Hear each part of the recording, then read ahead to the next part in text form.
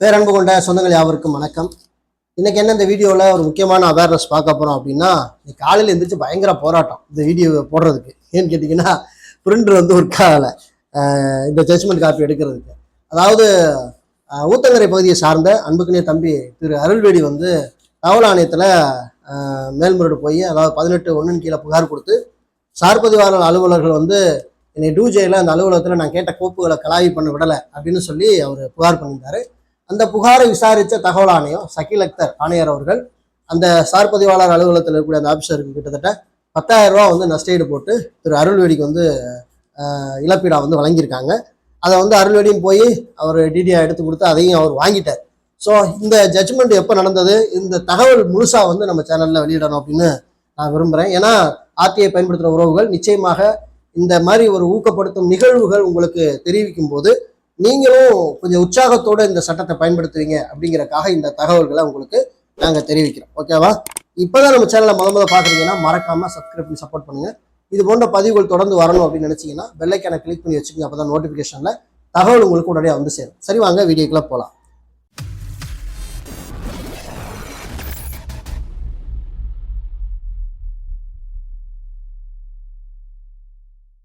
தமிழ்நாடு தகவல் ஆணையம் எண் 19 அரசு பண்ணை இல்லம் பேன்பேட்டை நந்தனம் சென்னை 6,35,000 ஆணை நாள் என்னைக்குன்னா போன மாதம் 11/1/2026 யார் முன்னிலையில் நடக்குது அப்படின்னா திரு முகமது சக்கீல் அக்தர் IAS ஓய்வு மாநில தலைமை தகவல் ஆணையர் அவர்கள்.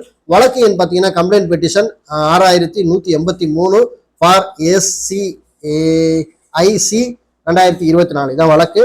யார் புகார்தாரர் அப்படின்னு பார்த்தீங்கன்னா திரு டி அருள்வேடி.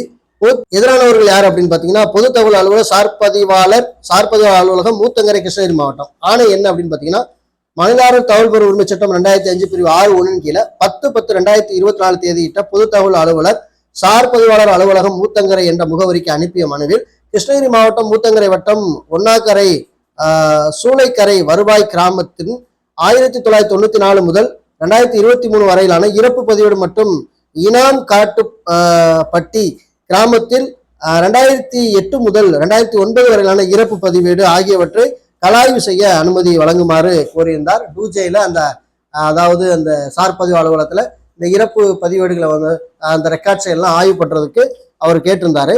பொது தகவல் அலுவலரால் 12/11/2024 தேதியிட்ட கடிதத்தின் வாயிலாக மனுதாரருக்கு தகவல் வழங்கப்பட்டுள்ளது. அதனைத் தொடர்ந்து மனுதாரர் சட்டப்பிரிவு 18(1) கீழே 18/12/2024 தேதியிட்ட 2ஆம் மேல்முறையீட்டு மனுவினை ஆணையத்திற்கு அனுப்பி வைத்தார். 2ஆம் மேல்முறையீடு புகார் மனுவை ஆணையத்திற்கு அனுப்பியுள்ளார். அதனை பெற்ற ஆணையம் கம்ப்ளைண்ட் பெட்டிஷனாக இதை எடுத்துக்கொண்டது. மனுதாரர் 26/12/2024 தேதியிட்ட தனது ஆட்சேபனை கடிதத்தை ஆணையத்துக்கு அனுப்பியிருக்கிறார். இந்த நிலையில இந்த புகார் மனுவின் மீது விசாரணை மேற்கொள்ளும் பொருட்டு 11/5/2026 அன்று நடைபெறும் ஆணையத்தின் நேரடியாக விசாரணைக்கு ஆஜராகுமாறு தெரிவித்த மனுதாரருக்கு பொது தகவல் அலுவலகம் ஆணையத்தின் விசாரணை அழைப்பாணைகள் அனுப்பப்பட்டிருந்தது. இன்றைய விசாரணையில், அதாவது அந்த சொன்ன தேதியில 11/5/2024 விசாரணையில மனுதாரர் ஆஜரானார். பொது தகவல் அலுவலர் சார்பில் திரு மா வெங்கடேசன் உதவியாளர் சார்பது அலுவலகம் மூத்தங்கரை அவர் ஆணையத்தில் இருந்து நேரடியாக ஆஜரானார். மனுதாரர் தனது 10/10/2024 தேதியிட்ட தனது சட்டப்பிரிவு 6(1) கீழான மனுவில் சட்டப்பிரிவு 2J கீழ் ஆவணங்களை பார்வையிட அனுமதி கோரியுள்ளார். அதற்கு பொது தகவல் அலுவலர் 12/11/2024 தேதியிட்ட மனுதாரருக்கு அனுப்பிய கடிதத்தில் மனுதாரர் கோரிய ஆவணங்களை பார்வையிட அனுமதி வழங்கியுள்ளார். ஆனால் பொது தகவல் அலுவலர் ஆவணங்கள் பார்வையிடுவதற்கான தேதியினை குறிப்பிட்டு தனக்கு தகவல் வரவில்லை என்று விசாரணை போது மனுதாரர் வாதிட்டார். மேலும் பலமுறை தான் பொது தகவல் அலுவலரின் அலுவலகத்துக்கு நேரில் சென்றும் ஆவணங்களை பார்வையிட தனக்கு அனுமதி வழங்கவில்லை என்றும் மனுதாரர் தெரிவித்தார். மனுதாரரின் வாய்மொழியான வாதத்தினை ஆணையம் ஏற்கிறது. அதன் அடிப்படையில் மனுதாரன் ஆணையத்திற்கு புகார் மனுவினை தாக்கல் செய்துள்ள நிலையில் பொது அதிகார அமைப்பானது ரூபாய் 10,000 மட்டும் இழப்பீடாக வழங்குமாறும், அவ்வாறு மனுதாரருக்கு இழப்பீடு தொகை வழங்கப்பட்டதற்கான அறிக்கை மற்றும் இழப்பீடு தொகை மனுதாரர் பெற்றுக்கொண்டதற்கான ஒப்புகை அறிக்கை ஆகியவற்றை 25/5/2026 அன்று ஆணையத்தில் நேரடியாக ஆஜராகி சமர்ப்பிக்குமாறு பொது தகவல் அலுவலருக்கு உத்தரவிடப்பட்டிருக்கிறது. மனுதாரர் பொது தகவல் அலுவலர் மீது சட்ட பிரிவுகள் 20(1) 22 கீழ் நடவடிக்கை எடுக்குமாறு ஆணையத்தின் முன் கோரினார். இந்த வழக்கு இன்று பொது அதிகார அமைப்பிற்கு இழப்பீடு வழங்குமாறு உத்தரவிடப்பட்டுள்ள ஆணைய மனுதாரருக்கு எடுத்துரைக்கிறது. மேலும் பொது தகவல் அலுவலரால் உரிய காலத்திற்குள் மனுதாரருக்கு தகவல் வழங்கப்பட்டுள்ள நிலையில் இந்த நிகழ்வு பொது தகவல் அலுவலர் மீது நடவடிக்கை மேற்கொள்ள எந்தவித முகாந்திரம் இல்லை என்பதை ஆணைய மனுதாரருக்கு எடுத்துரைக்கிறது அப்படின்னு சொல்லிட்டு யார் இந்த ஆர்டரை போட்டிருக்கா அப்படின்னு பார்த்தீங்கன்னா சக்கீல் அக்தர் மாநில தலைமை தகவல் ஆணையர் அவங்க தான் இந்த உத்தரவு போட்டிருப்பாங்க. யாராருக்கு நகல் அனுப்பியிருக்காங்கன்னா அருள்வேடி அவர்களுக்கு நகல் அனுப்பியிருக்காங்க. அதுக்கப்புறம் பார்த்தீங்கன்னா அதாவது பொதுத்தகவலர் சார் பதிவாளர் அலுவலகம் ஊத்தங்கரை அவங்களுக்கு நகல் அனுப்பியிருக்காங்க. பதிவுத்துறை தலைவர் அவர்களுக்கு நகல் அனுப்பியிருக்காங்க. தமிழ்நாடு தகவல் ஆணையத்திற்கும் ஒரு நகலை வந்து பாஸ் பண்ணியிருக்காங்க. இந்த இந்த வீடியோட முக்கியமான நோக்கம் என்ன அப்படின்னு கேட்டீங்கன்னா, தகவல் பெறும் உரிமை சட்டத்தின் மூலம் அரசாங்கத்தில் பராமரிப்பு எந்த கோப்புகளையும் நம்ம நேரடியாக ஆய்வு செய்ய முடியும். இவர் இறப்பு பதிவேடை வந்து என்ன செஞ்சிருக்காரு அப்படின்னா ஆய்வுக்கு கேட்டிருக்காரு. டூஜே மூலம் வந்து எனக்கு ஆய்வு செய்ய அனுமதி கொடுன்னு கேட்டப்போ மலுப்பலான பதில்கள் வந்து சொல்லியிருக்காங்க. அதன் மூலம் வந்து இவர் புகார் பதிவு பண்ணி அந்த புகாரை பலமுறை வந்து ஆணையத்திற்கு அவர் தெரிவிச்சிருக்காரு. அந்த விசாரணையின் அடிப்படையில தான் தற்போது வந்து 10,000 ரூபாய் இவருக்கு இழப்பீடாக என்ன செஞ்சிருக்காங்க அப்படின்னா தகவல் ஆணையம் வழங்கி உத்தரவு பிறப்பிச்சிருக்காங்க. இன்னொரு வழக்கு அருள்வேடியோட வழக்கு இன்னொன்று இருக்கு. அது பார்த்தீங்கன்னா பிறப்பிறப்பு பதிவையே ஆய்வு செய்வதற்கு கிட்டத்தட்ட ஒரு 5-6 வருஷத்துக்கு மேல ஆய்வு செய்வதற்கான ஒரு அனுமதியை கேட்டு சார்பு அலுவலகத்துக்கு அவர் வந்து என்ன பண்ணாரு அப்படின்னு பார்த்தீங்கன்னா மனு அனுப்பினாரு. அந்த மனுவை வந்து ஆணையத்துல வந்து இந்த பொதுத்தகவலர் என்ன சொல்லிட்டாருன்னா, இவர் R1ல மனு அனுப்பவே இல்லை, எங்க அலுவலகத்துக்கு வரவே இல்லை அப்படின்னு சொல்லி இன்ட்ரெஸ்டிங்கான ஒரு ஒரு காரியத்தை அவர் இங்க சொல்ல, உடனே மனுதாரர் என்ன பண்ணிட்டார் நம்மால் அப்படின்னு பார்த்தீங்கன்னா, இந்த அறிக்கை அஞ்சல் ஆவணம் நான் அனுப்புனதுக்கான அஞ்சல் ரிசிப்ட் இருக்கு, நீ பெற்றுக்கொண்டதுக்கான ரிசிப்ட் எல்லாமே இந்த இருக்குன்னு சொல்லி ஆணையத்தின் சமர்ப்பிச்சாரு.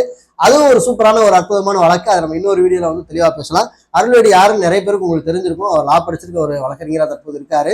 நிலம் சம்பந்தப்பட்ட அனைத்து தகவல்களையும் எளிமையா வந்து பெற்றுக்கொள்வதற்கு அவர் வந்து வேலை செய்யறாரு. ஆனா என்னன்னா ஒரு காஸ்ட் தான். அதை நான் மறுபடியும் உங்களுக்கு சொல்லிக்கிறேன். நீங்க ஒருவேளை உங்களுக்கு நில பிரச்சனைகள் இது போல பிறப்பிறப்பு பிரச்சனைகள், ஏதாவது சான்றுகள் வாங்குற வேலை பிரச்சனை, வாரிசு சான்றிதழ் வாங்குற பிரச்சனை, இது போல நீங்க சட்டத்திட்ட சிக்கல்களை சந்திப்பீங்கன்னா நீங்க அவரை தொடர்பு கொண்டு நீங்க என்ன செய்யலாம், கட்டணத்தின் அடிப்படையில அவரை நீங்க என்ன பயன்படுத்திக்கலாம். தகவல் வேணும் அப்படின்னா இந்த வீடியோக்களை டிஸ்கிரிப்ஷன் அவரை பத்தின விவரம் கொடுத்துருக்கேன்.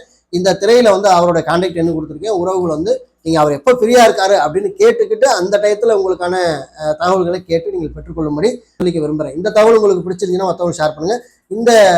இந்த ஜட்ஜ்மெண்ட் காப்பி உங்களுக்கு வேணும்னா இந்த வீடியோக்கு டிஸ்கிரிப்ஷன் கொடுத்துருக்கேன், எடுத்து பயன்படுத்திங்க. இதையே நீங்க மேற்கோள் காட்டி உங்க சார்பது அலுவலகத்தில் என்ன செய்யலாம்னா இந்த மாதிரி வந்து ஆய்வுக்கு கேட்கலாம். நீங்க ஆய்வு பண்றதுக்கு இந்த மாதிரி ஆணைகள் வந்து உங்களுக்கு வந்து ஒரு உறுதுணையாக இருக்கும் அப்படிங்கிறதை நான் சொல்லிக்க விரும்புகிறேன். இந்த தகவல் உங்களுக்கு போதுமானா இருந்தால் எல்லாருக்கும் ஷேர் பண்ணுங்க. மீண்டும் நல்லது கொடுங்க. வேற இடம் சந்திக்கிறேன். நன்றி, வணக்கம்.